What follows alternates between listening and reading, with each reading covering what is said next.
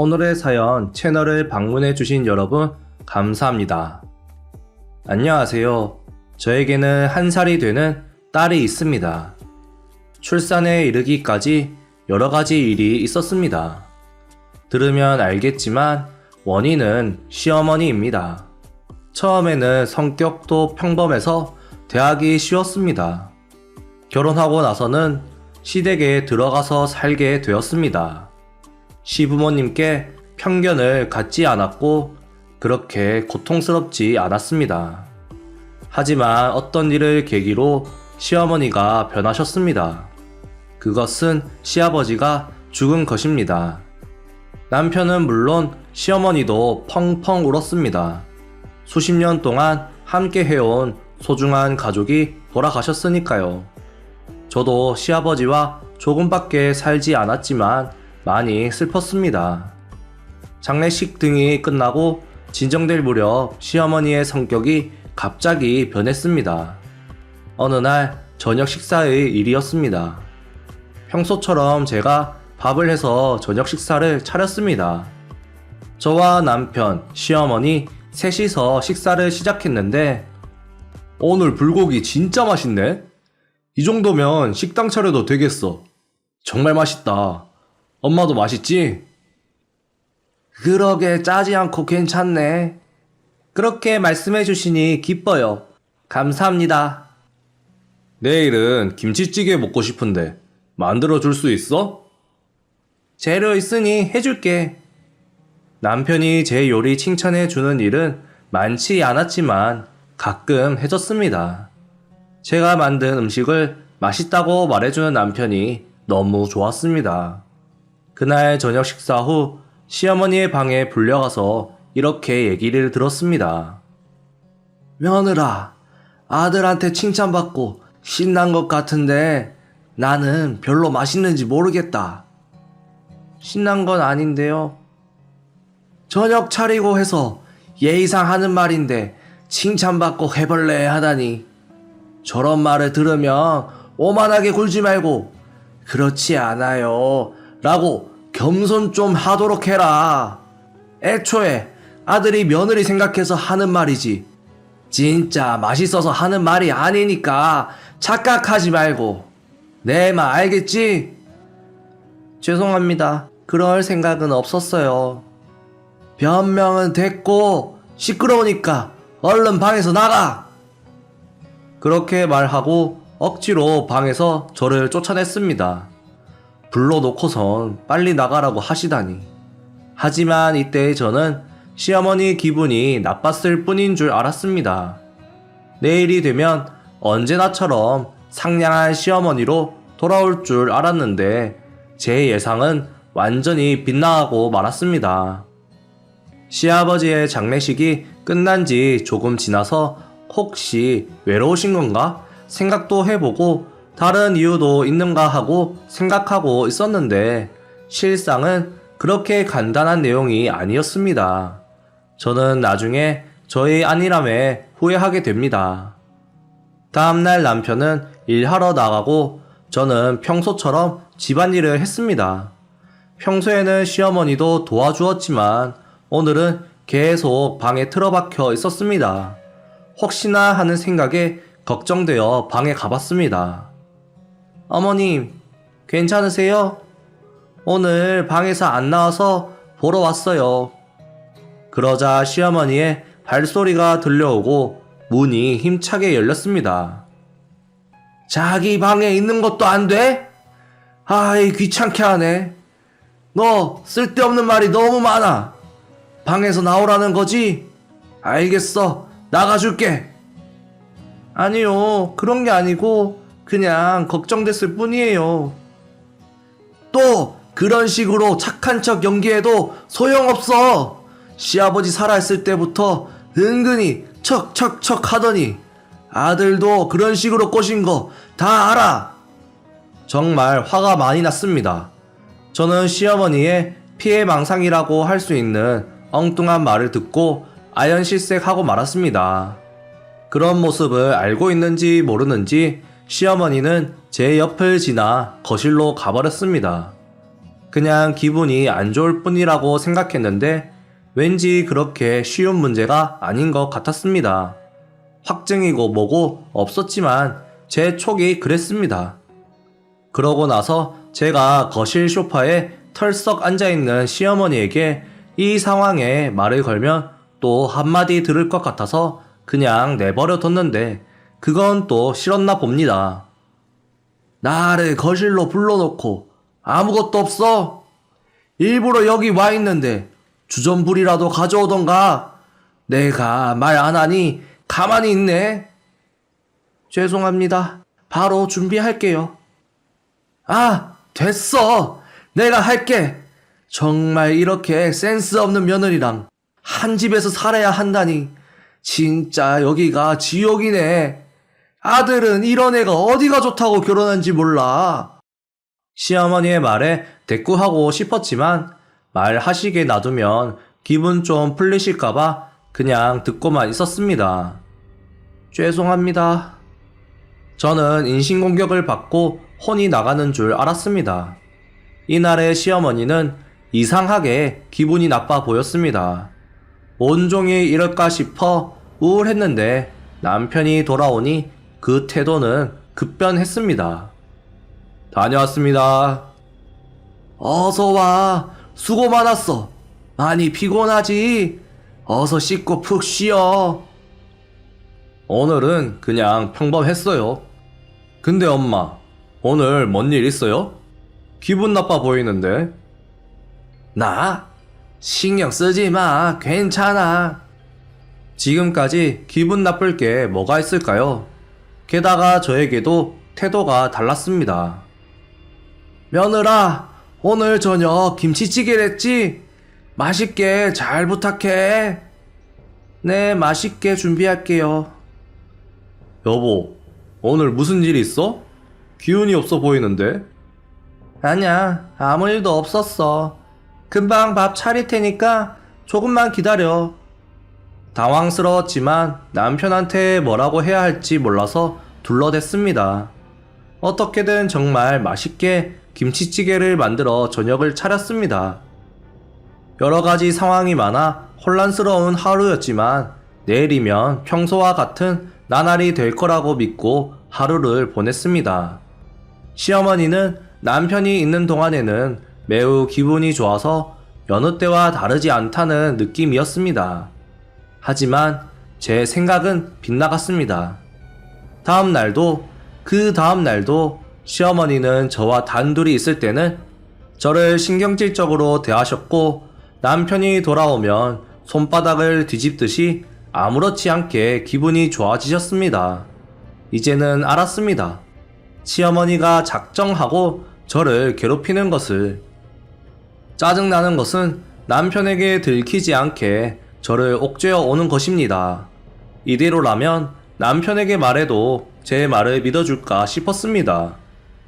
남편을 믿지 않는 것은 아니지만 일단 친어머니고 저는 시집살이를 하고 있으니 믿고 싶지 않을 겁니다. 그러다 어느 날 남편이 집에 있을 때 시어머니가 큰 소리로 저에게 욕을 했습니다.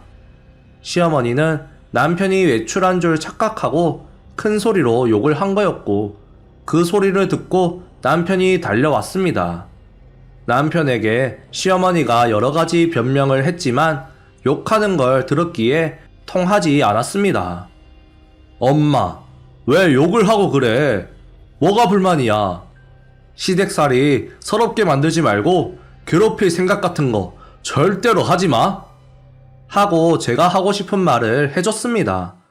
모처럼의 기회였기 때문에 남편과 상의하기로 했습니다. 남편이 말을 했어도 시어머니의 괴롭힘은 여전히 수그러들지 않았습니다. 이렇게 계속 살아야 하나 하고 우울증까지 생길 무렵에 제 몸에 변화가 찾아왔습니다. 왠지 모르게 허리가 아프고 구역질이 났습니다. 뭐니 해도 생리를 안 했습니다. 임신 테스트기로 확인해보니 2줄이 나왔습니다. 다음날 산부인과 진료를 받았고 임신 10주라는 진단을 받았습니다. 그날 식탁에서 임신 사실을 말했습니다. 남편은 정말 기뻐했습니다. 시어머니는 연기일지 모르겠지만 좋아하는 모습이었습니다. 저는 시어머니가 이번 기회에 조금 태도를 고쳐주길 바랬습니다. 출산을 경험해본 시어머니라면 임산부인 저에게 조금은 상냥해질지도 몰랐습니다. 그러나 그런 기대 따위가 무색하게 시어머니는 더욱 심해졌습니다. 제가 누워있는 게 보이면 여기 청소가 안 됐잖아. 여기서부터 저기까지 다시 해. 청소하고 있을 때는 며느라 나 배고프다. 밥 좀 차려라. 솔직히 그 정도는 스스로 해라고 말하고 싶었지만 당연히 말할 수 없었고 얌전히 따르고 있었습니다. 남편은 제가 임신한 후에 많이 신경 써줬습니다. 힘들지 않아? 설거지는 내가 해놓을게. 라며 저를 챙겨줬습니다. 예전부터 집안일을 도와줬지만 임신하고 나서는 휴일에도 온종일 제 손발을 편하게 해주려고 했습니다. 시어머니로부터의 괴롭힘은 괴로웠지만 남편에게 구원받고 있었습니다. 그리고 다음 정기검진 때 뱃속 아이의 성별을 알았습니다. 사랑스러운 공주님이었습니다. 그날 저녁 식탁에서 남편과 시어머니에게 성별을 말했습니다. 둘이서 정말 좋아해줬습니다. 여자라면 예쁜 옷으로 사둬야겠네. 소꿉놀이 같은 거는 미리 연습해둬야 하나? 남편은 벌써 기대하고 있는 모양이었습니다. 정말 좋은 남편이라는 게 실감났습니다. 이쁜 공주님, 건강하게 잘 커서 얼른 보고 싶네. 그리고 힘들거나 곤란한 일 있으면 뭐든지 말해. 도와줄 테니까. 시어머니의 마지막 말은 분명 거짓말일 겁니다. 남편 앞에서 좋은 시어머니인 척 연기한 거죠. 속내를 알고 있지만 이 자리에서 부정하는 것은 이상하게 보일 거라고 생각해 순순히 고개를 끄덕였습니다. 그리고 당연하게도 시어머니는 막말을 계속했고 이제는 아이의 성별에 대해서 말했습니다. 남편이 일하러 가면 그 순간부터 시작됐습니다. 딸이라니 정말 가지가지하네. 이제 누가 대를 이을 거야? 성별에 대한 불만을 들었다고 해서 어떻게 할 수 있는 게 없었습니다. 임신을 한 것도 좋아하지 않는 것 같았습니다. 게다가 원하지 않았던 성별의 아이라고 화를 내니까 그냥 한 귀로 흘려듣고 있었습니다. 분명 아들이었어도 크면 딸이 좋았을 거라고 불평할 게 눈에 훤했고 제가 남편과 결혼한 것 자체가 불만이 있다는 것은 아주 오래전부터 알고 있었습니다. 출산이 다가오면서 체형에도 변화가 생기는 것은 어쩔 수 없을 겁니다. 며느라, 얼굴이 점점 커지네? 나 안 본다고 계속 먹어대니까 몸이 산만해지지. 누구는 임신 안 해봤어?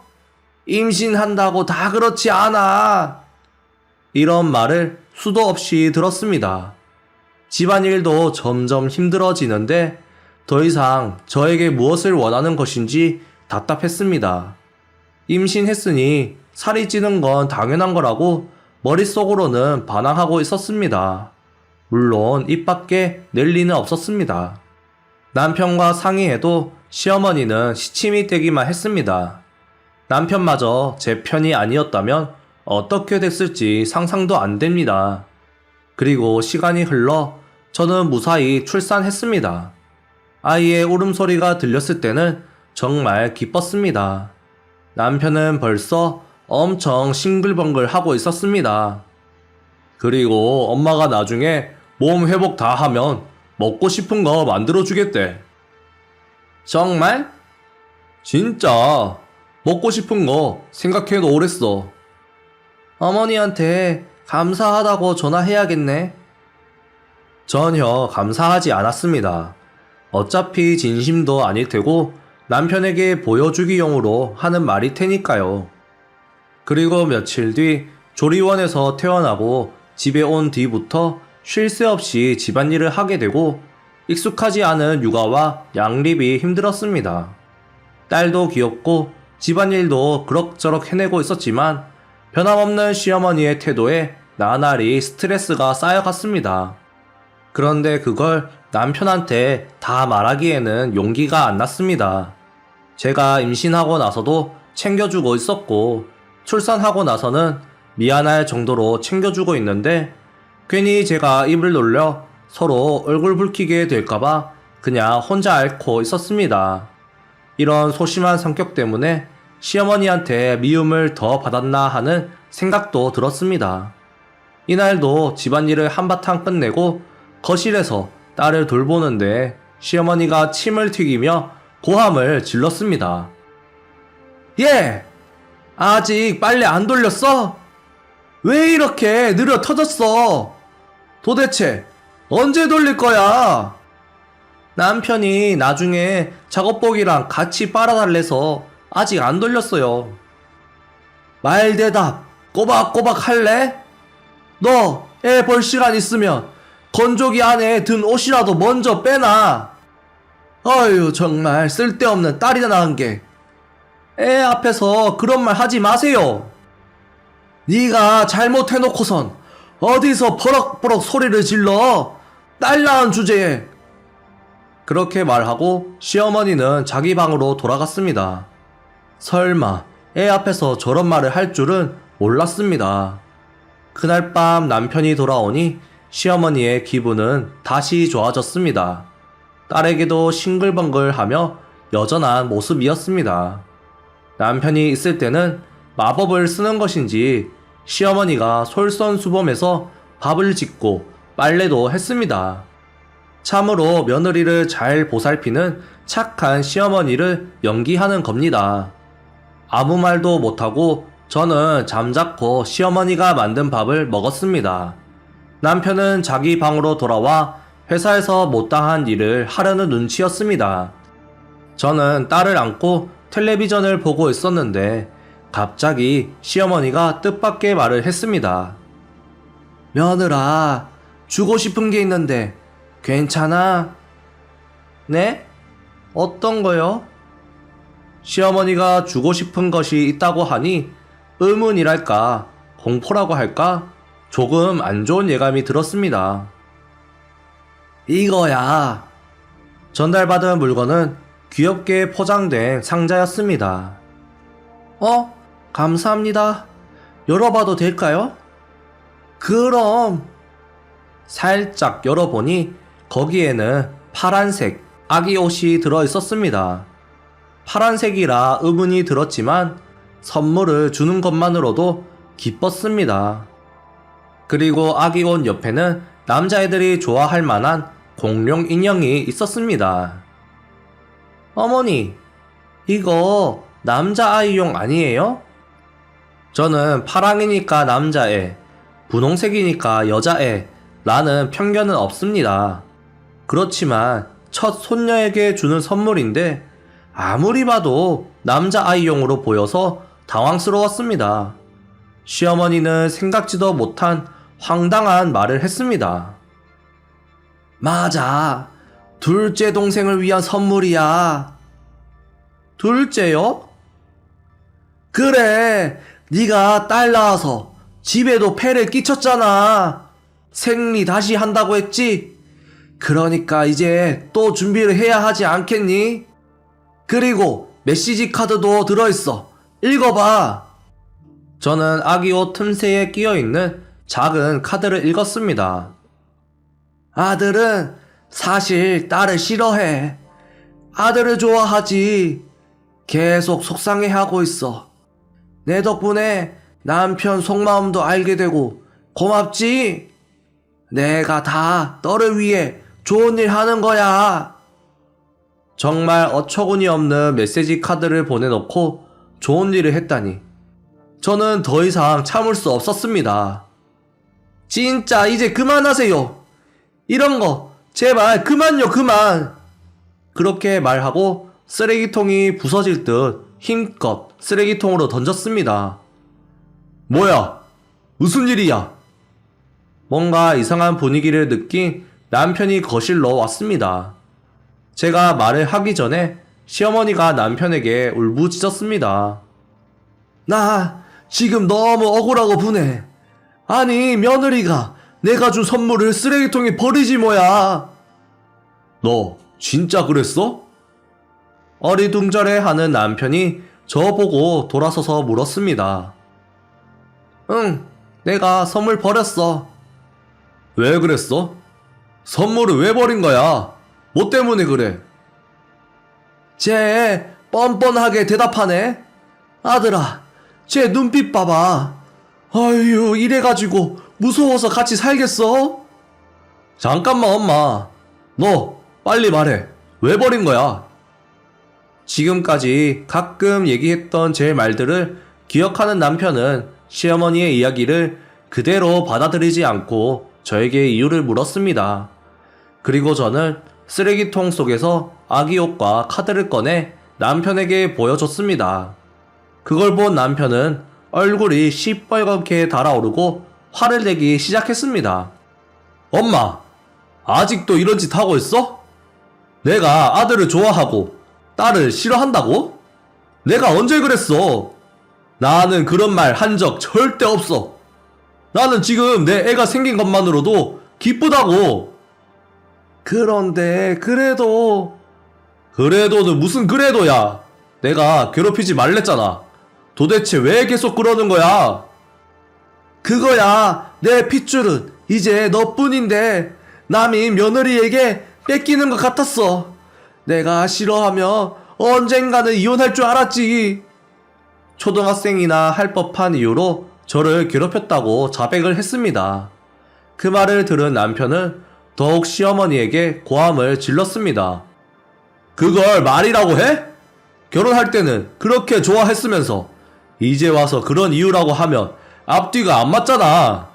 엄마가 원해서 같이 살았는데 남들이 절대 그러지 말래도 엄마 말을 들은 내가 미쳤어. 시어머니는 아들이 이런 말을 퍼부을 줄은 몰랐던 것 같고 뭔가 할 말이 있는 것처럼 금붕어처럼 입을 꿈벅거리고 있었습니다. 그러나 대화 따위는 할 생각이 없었던 남편은 결정을 내렸습니다. 여보, 이사하자. 여기서 더 이상 살면 안 될 것 같아. 내 실수야.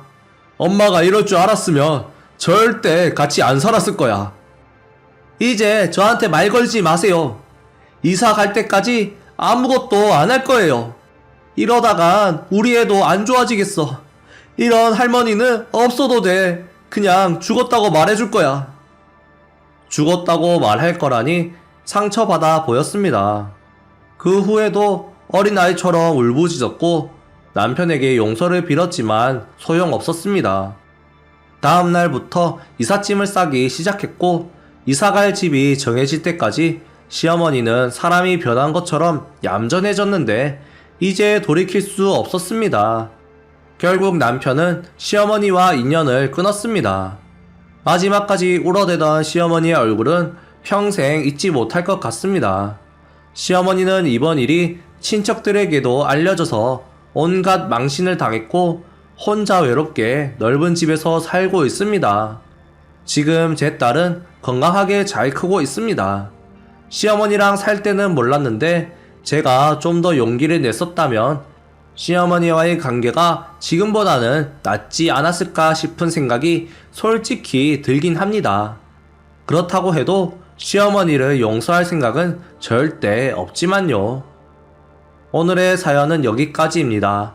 시청해주셔서 감사합니다. 안녕하세요. 오늘의 사연 채널을 방문해 주셔서 감사합니다. 사연 읽어보겠습니다. 저는 남편과 고등학생 딸 그리고 반려견 한 마리 키우는 전업주부입니다. 반려견은 몇 년 전 딸이 통학길에 주워와 키운 이후 온 가족이 애지중지하고 있습니다. 반려견을 포함해 저희 가족은 평화롭게 살고 있었습니다. 하지만 저를 마음에 들어 하지 않는 시어머니는 마주칠 때마다 잔소리를 했습니다. 아들한테 밥은 잘 챙겨주고 있니? 아이고, 피부 관리 좀 해라. 벌써 주름이 자글자글하니 더 늙어 보여. 설날이나 추석 때 시댁에 갈 때면 저렇게 잔소리를 늘어놓으시는데 남편이 중간에서 중재를 잘 해줘서 그나마 큰 트러블 없이 시댁과 적당한 거리를 유지하고 있었습니다. 다만 시어머니가 말도 없이 집에 방문하거나 저나 딸에게 막말을 할 때가 있었지만 시아버지께서 눈치껏 말려주셔서 평화가 깨지지 않고 유지되고 있었습니다. 하지만 그런 시아버지께서 어느 날 갑자기 돌아가셨습니다. 시아버지가 근무 중에 뇌경색으로 쓰러지셔서 손 쓸 새 없이 돌아가셨습니다. 돌아가신 시아버지는 시어머니를 위해 어느 정도 보험을 들어놨었고 시어머니는 보험금 전액을 혼자 받기에 평범하게 지내시면 생활에 어려움은 없어 보였습니다. 그래서 남편에게 특별한 사정이 없는 한 어머니를 모시고 사는 건 절대 안 된다고 미리 선전포고도 해놨습니다. 물론 완전히 관계를 끊는 것은 아니고 예전처럼 적당한 거리를 두고 있었습니다. 그런데 시어머니는 49제가 끝나기 전에 약속 없이 집에 오셔서 현관문 앞에서 소리를 쳤습니다. 나랑 같이 살아! 합가 안 하려면 월 200만원씩 보내! 이웃들에게 폐를 끼치기 싫어 일단 집으로 들어오시라 했습니다. 어머니, 말도 없이 오시면 어떻게 해요? 그리고 월 200만원씩 달라니요? 애 학비도 나가고 저희 생활이 넉넉한 것도 아닌데 그렇게 큰 돈은 무리예요. 나중에 남편 오면 얘기해 볼 테니까 오늘은 그냥 돌아가세요. 어떻게든 거절하려는 저에게 시어머니는 다급한 듯 말했습니다. 시어머니에게 사정을 들으니 시어머니가 투자 사기를 당하고 있었던 겁니다. 설마 시아버지 유산 전부는 아니죠? 글쎄, 친구의 친구인데 걔가 좋은 투자가 있다고 돈만 넣으면 2배로 불려준다고 해서 맡겼는데 이제 연락이 안 돼. 투자 사기를 당해 눈물을 흘리며 이야기하셨습니다. 도중에 귀가한 딸과 함께 시어머니의 말을 듣고 있었고 마침 일을 마치고 돌아온 남편도 시어머니 얘기를 듣고 착잡한 표정을 지었습니다. 아들아, 미안하다. 근데 지금 돈이란 돈은 죄다 투자한다고 보내주고 한 푼도 없어. 엄마 좀 한 번만 도와줘. 사기당하는 건 엄마 잘못이 아니야. 너무 자책하지 마. 일단 무슨 말씀인지 알겠으니 집에 가서 쉬세요. 남편은 시어머니를 전혀 나무라지 않았고 저와 딸은 깜짝 놀랐습니다. 그리고 시어머니를 집에 바래다 줬습니다. 남편이 돌아와서 어떻게 설득했는지 물었더니 돈을 줬다고 했고 얼마냐고 물었더니 시어머니가 달라신 200만원을 줬다고 했습니다. 게다가 딸의 대학 등록금 하려고 모아둔 계좌에서 인출한 것입니다. 아무 일도 아닌 것처럼 말하는 남편에게 저도 화가 치밀었습니다. 나중에 대학 등록금 하려고 모아둔 돈을 그걸 줬다고? 그걸 말이라고 해? 어머니 돈 다 드리면 애는 무슨 돈으로 대학교 보내게? 안 보낼 셈이야? 어쩔 수 없었어. 저렇게 해야 돌아가시지. 안 그럼 여기 계속 눌러 앉아서 안 가실 거야. 200만원 줬으니까 당분간은 집에 안 오신다고 했어. 당분간은 뭐야? 또 돈 떨어지면 집에 온다는 거야? 우리가 돈 드릴 게 아니라 어머니가 생활비를 버셔야지. 만약에 다음에 또 오시면 집에 한 발자국도 못 디디게 할 테니 그렇게 알아. 제가 반박하자 남편은 아무 말도 못하고 반려견을 안고 허둥지둥 쇼파로 갔습니다. 남편은 당분간 안 올 거라 했지만 만약을 위해 다른 통장들은 친정집에 맡겼습니다.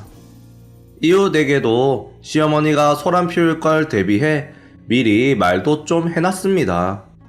그리고 한 달 후 시어머니는 약속 없이 또 왔습니다. 저도 마음먹고 있어서 저번보다는 냉정했습니다. 아무 말도 하지 않고 일단 집으로 들어오시려고 하셔서 시어머니를 맞고 현관문을 사이에 두고 말을 하라고 했습니다. 시어머니는 초조한 표정을 지으면서도 어쩔 수 없다는 듯이 말을 꺼냈습니다. 이번에 친구가 알려준 피부관리샵이 너무 좋더라고. 몇 번 안 갔는데도 저번에 준 돈 다 써버렸어. 한 번 받으면 관리를 계속 받아야 하는데 저번처럼 좀 도와줄 수 없을까? 저번에 드린 200만원 남편이 열심히 일하고 나중에 대학 등록금 쓰려고 모아둔 돈이거든요. 그렇게 달라는 대로 드릴 수 없어요. 그리고 피부 관리 받으라고 드린 줄 아세요?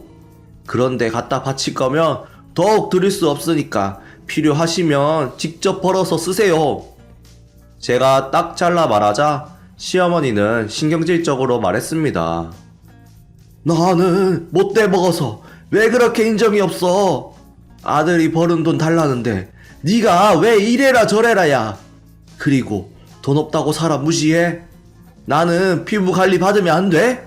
너 이러는 거 아들이 알고 있어? 안 되는 건 안 되는 거예요. 적어도 저랑은 약속한 거 없으시잖아요. 제가 어려울 때 언제 한번 도와주신 적 있으세요? 무시할 만하니 하는 거니까 계속 동네 시끄럽게 하시면 경찰 부를 거예요. 시어머니는 저를 설득할 수 없다고 판단하셨는지 집으로 돌아가셨습니다. 귀가한 딸과 저녁 식사 무렵에 시어머니가 찾아온 이야기를 하고 있는데 현관문이 열리는 소리가 났습니다. 남편이 돌아온 줄 알고 남편의 저녁 식사를 준비하려고 일어섰습니다. 하지만 이번에는 초인종이 울렸습니다. 남편이 벨을 울렸나 하고 의문이 들어 모니터를 확인하니 시어머니의 모습이 보였습니다. 그냥 무시해야지 하고 생각했는데 마침 남편이 돌아왔습니다. 현관에서 남편을 만난 시어머니는 현관에 들어서자마자 남편에게 애걸복걸 매달렸고 필사적으로 부탁하기 시작했습니다. 그 광경을 저와 딸은 속으로 욕을 하며 보고 있었습니다. 울며 매달리는 시어머니의 모습에 남편이 말했습니다. 엄마 사정도 딱 하고 안 됐잖아. 우리가 모시고 살자. 아들밖에 없다 정말. 엄마 생각해주는 건 너밖에 없구나. 저와 딸은 이 상황에 입이 딱 벌어졌습니다. 게다가 시어머니는 피부 관리 받는다고 집에 있는 명품 가방까지 팔았다고 했습니다. 이대로라면 집도 팔아치우고 엄마가 살 데가 없어질지 몰라. 엄마 돈 관리는 내가 할 테니까 앞으로 잘 좀 보살펴줘. 엄마, 나는 거실에서 자면 되니까 엄마가 내 방에서 자. 시어머니를 챙기려고 애쓰는 남편에게 저는 설득을 해봤지만 소용없었습니다. 어쩔 수 없이 저는 시어머니와 함께 사는 걸 조건으로 지켜야 할 4가지를 만들었습니다. 가족의 일에는 참견하지 않는다. 특히 딸에게 상처를 주는 일은 하지 말 것. 돈 쓸 때는 가계부 쓰고 저와 남편한테 영수증 보여주기. 시어머니 용돈은 남편 용돈에서 마련할 것. 집안일은 적극적으로 도울 것. 종이에 다 적어서 서명하게 했고 시어머니는 문제 일으키지 않고 조용히 생활하셨습니다. 약속한 것도 잘 지켜주고 해서 한동안 평화로운 나날들이었는데 일주일이 좀 지나자 시어머니의 본색이 드러났습니다. 점점 시어머니는 딱딱한 생활에 실증이 났는지 저한테 불평이나 잔소리를 하셨습니다. 청소도 빨래도 너무 대충대충 하는 거 아니야? 내가 제대로 하는 거 알려줄 테니까 며느리가 맡아서 해. 그리고 여자애가 무슨 대학교를 간다고 그래. 어차피 시집만 잘 가면 대학 같은 거 소용없으니까 그런 쓸데없는 거에 돈 쓸 것 같으면 지금이라도 성형도 좀 하고 피부 관리 같은 거 해서 이뻐지는 게 더 나아. 저는 시어머니의 말을 흘려 들었지만 곧 딸에게도 직접적으로 말을 하기 시작했습니다. 남자친구 있어? 부잣집에 만나면 꼭 붙잡아야 해.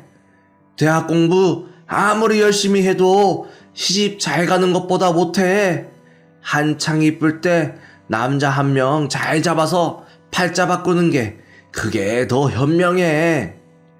제가 없을 때도 딸에게 이런저런 말을 했던 것 같고 딸은 시어머니 때문에 스트레스 받는 것 같았습니다.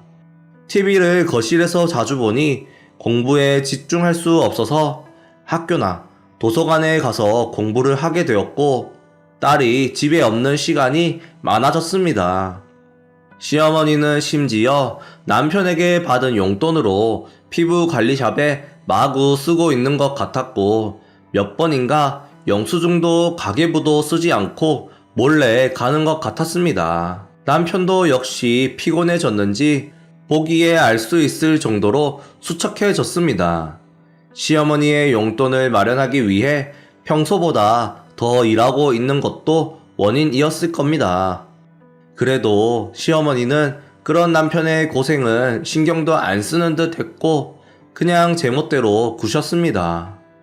남편에게 시어머니는 안 바뀔 거라고 여러 번 말했지만 바뀔 거라고 기대하고 있는지 제 말은 들어주지 않았습니다. 결국 저와 남편은 자주 부딪히게 되었고 시어머니의 잔소리와 갑질에 인내심은 바닥나고 있었습니다. 무엇보다 소중한 딸의 앞날을 걱정하며 남편과의 이혼도 생각하던 어느 날 사랑하는 반려견이 갑자기 기침을 했습니다. 멈추지 못하고 계속 하더니 그 자리에서 피가 섞인 토를 했습니다. 황급히 딸과 동물병원으로 달려가 진찰을 받고 여러가지 검사를 했는데 의사 선생님의 말로는 자세한 것은 추가 검사로 판단하겠지만 아마 폐암인 것 같다고 했습니다. 그리고 앞으로 3개월 정도밖에 못 살 거라고 했습니다. 그렇게 시한부 선고를 듣고 집에 돌아오는 길에 저와 딸은 반려견을 끌어안고 목 놓아 울었습니다. 너희 어디 갔다 왔니? 샤워할 거니까 화장실 좀 쓸게. 눈이 부어서 귀가한 우리들을 외면하고 기분 좋게 샤워하러 갔습니다. 반려견의 병과 남은 기간도 남편에게도 전했습니다. 남편도 눈시울을 붉히며 눈물을 글썽였고 저와 딸도 이야기하면서 눈물을 멈추지 않았습니다. 피곤해서 자고 있는 반려견의 모습을 가족 모두가 바라보면서 앞으로의 보살핌이나 장래에 대해 이야기했습니다. 남은 시간을 소중히 여기고 후회 없이 예뻐해 주자고 오랜만에 저희는 마음을 함께 했습니다. 그런 모습을 샤워하러 가던 시어머니가 거실 밖에 서서 듣고 있었나 봅니다. 이때 우리는 아무도 눈치채지 못했습니다. 어느 날 카드사에서 전화가 와서 이야기를 듣고 깜짝 놀랐습니다. 남편의 카드 청구액이 평소보다 훨씬 큰 금액이 청구됐는데 카드사는 도용당한 것이 아닌가 하고 확인차 전화를 해준 것 같았습니다. 저는 곧 시어머니를 떠올리고 남편한테 따졌습니다. 몰라. 기억나는 거 없어. 모른다고 계속 말하지만 분명히 눈은 요동치고 있었고 턱을 만지작거렸습니다.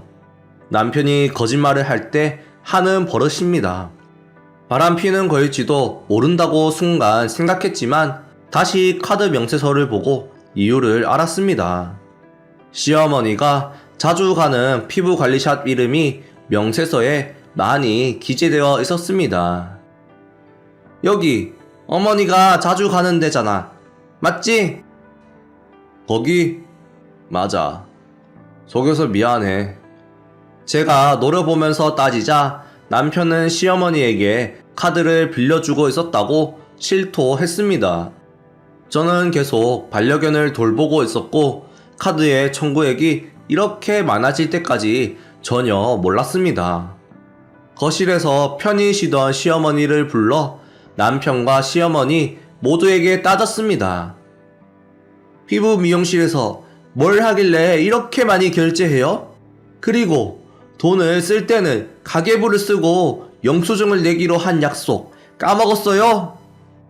그러자 화가 난 저를 향해 시어머니는 얼굴을 붉히며 말했습니다. 예! 너 병 걸려서 이제 살 날도 얼마 안 남았다며. 빨리 병원에 입원이나 해. 그리고 너 죽으면 나한테도 보험금 나오지? 아니면 이 집을 나한테 줘도 되고. 아유, 이제 얼마 안 있으면 좀 자유로워지겠네. 의기양양한 얼굴로 말하는 시어머니에게 저도 남편도 굳었습니다. 반려견 시한부 선고 받은 날 거실에서 대화를 시어머니가 엿들은 것 같았습니다. 근데 어떻게 들었으면 제가 시한부라고 들을 수 있는지는 모르겠습니다. 할머니, 무슨 말 하는 거예요? 뭐 착각한 거 아니에요? 복도에서 이야기를 듣고 있던 딸이 거실로 왔습니다. 그리고 시어머니를 노려보며 말했습니다. 엄마는 안 아파요. 아픈 건 반려견이지. 그게 무슨 소리야. 내가 다 들었는데 속을 줄 알아. 처음에는 웃던 시어머니도 저와 남편의 모습에 점점 표정이 굳어갔습니다. 그리고 초조하고 당황했는지 우리에게 용서할 수 없는 말을 했습니다. 뭐야? 그럼 길에서 주워온 개따위 때문에 다 같이 울고 있었어? 그게 말이 다 돼? 나는 너 죽는다고 신나서 쇼핑도 했는데 아픈 데 없어? 멀쩡한 거 맞아? 진짜 사람 짜증나게 하는데 뭐 있네? 시어머니가 말하자마자 저도 딸도 화가 치밀었습니다. 개따위라뇨? 저희한텐 가족인데 말이 심하시네요. 그리고 저 안 아파서 실망이세요? 저는 어머니 때문이라도 어머니 돌아가시기 전엔 절대 안 죽을 겁니다. 짜증나셔도 저 계속 보셔야 돼요. 할머니, 엄마 싫어해도 죽는다고 신난다고 말하는 건 사람이 할 말이 아니지 않아요? 진짜 악마 같네요. 바로 달려들어 싸울 것처럼 눈을 부라리며 딸이 말하자 시어머니는 위험하다고 생각했는지 남편에게 도움을 청하려고 다가갔습니다. 여느 때 같으면 감싸줄 남편이지만 이날은 시어머니를 내팽겨치고 차갑게 쏘아붙였습니다. 내가 지금까지 다 틀렸어. 우리 가족 모두를 이렇게 화나게 하다니 참지 못하겠어. 멀쩡한 사람 빨리 죽으라고 내일 저주하고 살았어? 엄마 미친 거 아니야? 아이고 얘들아, 내가 실수했다. 그렇게 말하려는 게 아니었어. 아들아, 내가 며느리 때문에 눈칫밥 먹느라 마음이 답답해서 그래. 너는 이해할 수 있잖아. 너 맨날 며느리랑 싸우면서 너는 내 편 아냐? 누가 그딴 실수를 해? 엄마가 우리 집에 오면서 그것 때문에 싸운 거지. 애 엄마랑 원래 잘 안 싸우고 사이 좋았어. 나는 엄마가 여기 있으면 정신 좀 차릴 줄 알았는데 내가 생각 잘못한 것 같아. 그냥 엄마 우리 집에서 나가줘. 지금 여기서 나가면 굶어 죽게 생겼는데 어떡하라는 거야? 남편은 자기 방에서 뭔가를 가져왔습니다. 그것은 시아버지께서 살아생전에 필요한 일 있으면 쓰라고 주신 통장이었습니다. 남편은 1,000만 원 들어있는 통장과 함께 시어머니를 집 밖으로 내동댕이 쳤습니다. 미안해. 한 번만 봐줘. 진심이 아니야. 시어머니는 몇 번이고 문을 두드리면서 집 밖에서 1시간 정도 울부짖었습니다. 하지만 상황을 보러 온 이웃이 몰려들며 구경거리가 되자 쪽팔리신 듯 우리 집을 떠나셨습니다. 남편은 새삼스럽게 지금까지의 행동에 대해 사과했습니다.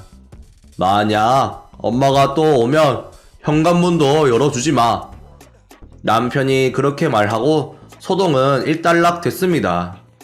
그 후에도 여러 차례 시어머니의 방문은 있었지만 지금까지 우리 편이었던 남편까지 냉랭한 태도를 취하니 상처받았는지 시어머니는 점점 집에 오지 않게 되었습니다. 그리고 3개월 후엔 투병 생활을 열심히 한 우리 집 반려견은 가족이 지켜보는 가운데 천국으로 떠났습니다. 그 후 저희 가족은 반려견 장례식을 마친 후 바로 이사를 가서 시어머니와 완전히 연을 끊었습니다. 시어머니를 내쫓은 후에 가족끼리 상의했었기 때문에 이사 작업은 순조롭게 끝났습니다. 그리고 며칠 후 옛 이웃으로부터 시어머니가 집 앞에서 소란 피운다는 것을 들었습니다. 고함을 버럭버럭 지르기 때문에 이웃들에게 민폐를 끼치게 된 게 미안했습니다. 시어머니는 피부 관리 받는 것을 못 끊었고 남편이 준 통장은 이미 다 써버린 듯 했습니다. 시어머니가 너무 시끄러워서 전 이웃은 우리가 이사했다고 전해줬습니다. 그랬더니 시어머니는 이웃에게도 진상을 피웠습니다. 경찰에 신고해서 어디로 갔는지 찾아내. 남편에게도 이런 일들이 있다고 말했는데 아무 신경도 쓰지 않았습니다. 그리고 경찰에게 전화가 오면서 시어머니의 말로를 알게 되었습니다. 시어머니는 체포되어 있었습니다. 노인 지원 단체에서 지원을 받았는데 그곳에서 물건을 도둑질을 하거나 마음에 들지 않는다고 도와주는 사람들을 밀치고 때려 그 사람들을 다치게 했고 마지막엔 편의점에서 도둑질 하다가 걸려 우산으로 점원의 눈을 다치게 해서 상습 폭행으로 체포가 됐다고 했습니다. 경찰에서는 합의도 안 되고 절도에 특수폭행까지 더해져 실형이 불가피하다고 했습니다. 앞으론 차가운 콘크리트 벽으로 둘러싸인 곳에서 생활을 할 예정으로 알고 있습니다. 교도소에서 제발 정신을 차렸으면 좋겠습니다. 한편 저희 집에는 새로운 강아지가 생겼습니다. 유기견 보호소에서 키우던 반려견과 정말 똑 닮은 강아지를 발견해서 입양하게 되었습니다. 딸은 다시 웃는 모습을 찾았고 남편과의 사이도 예전처럼 좋아졌고 저희 가족은 매일매일 웃음꽃이 피어나고 있습니다. 여러분들은 만약 제 시어머니 같은 분이 계셨다면 어떻게 하시겠어요? 결국 비참한 말로를 맞이한 시어머니가 조금은 불쌍하지만 제 행동에 후회는 없습니다. 여러분들은 가정의 평화가 깨지지 않았으면 좋겠습니다. 안녕하세요 구독자 여러분. 항상 제 채널 방문해 주셔서 감사합니다. 제가 지금 감기 기운이 있어 잘 읽지 못해서 죄송합니다. 항상 재미난 사연으로 찾아뵙도록 하겠습니다. 오늘의 사연은 여기까지입니다. 시청해 주셔서 감사합니다.